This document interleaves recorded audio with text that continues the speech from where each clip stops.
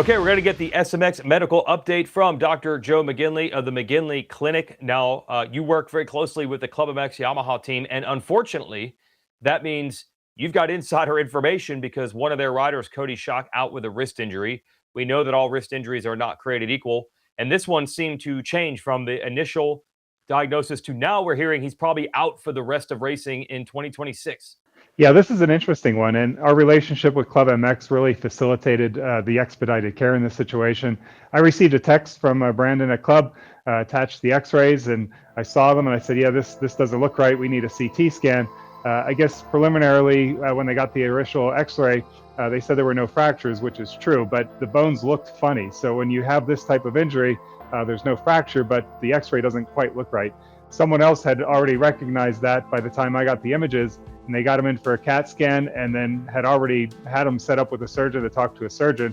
And what ended up being identified is what's called a lunate dislocation. So it's one of the bones in the hand that's right at the wrist joint. So it's a significant load-bearing area of the wrist, and the bone popped out. So nothing actually broke, but the lunate bone moved forward in the wrist into the carpal tunnel, which is right where the nerve goes to the hand and fingers. So the problem with that is when that bone pops out, it causes severe swelling, pushes on the nerve. You can get weakness, you can get numbness, tingling in the hand.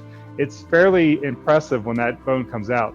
Now, the key to this one is that that bone has to get put back in place as soon as possible, or you can get permanent nerve damage within the hand and wrist. So it was properly identified.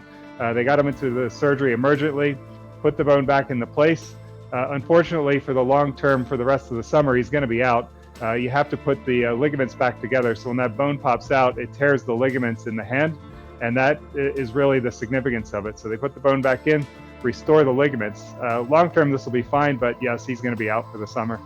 So I had this injury, unfortunately, because of course I had this injury. But this was forever ago. This was almost 25 years ago in 2002.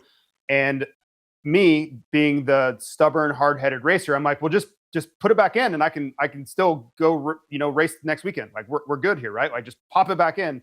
But you explain here, that's not how it works. You need to stabilize those, and then the ligaments have to reattach and create that stability.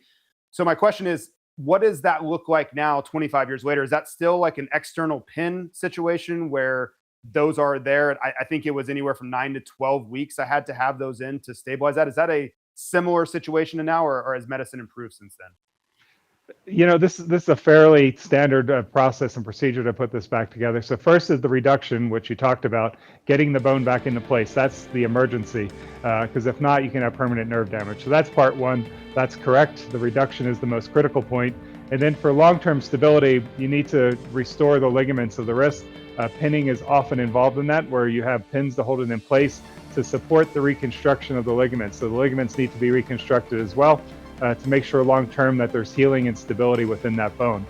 So all of that did happen for Cody. You saw his post on social media where he, has the cast on and had the unfortunate news for everyone on his injury. Now, long-term, this is where the newer stuff comes in. I've already been speaking with Cody about coming out and getting cell therapy, stem cells, exosomes to try to expedite the healing and recovery.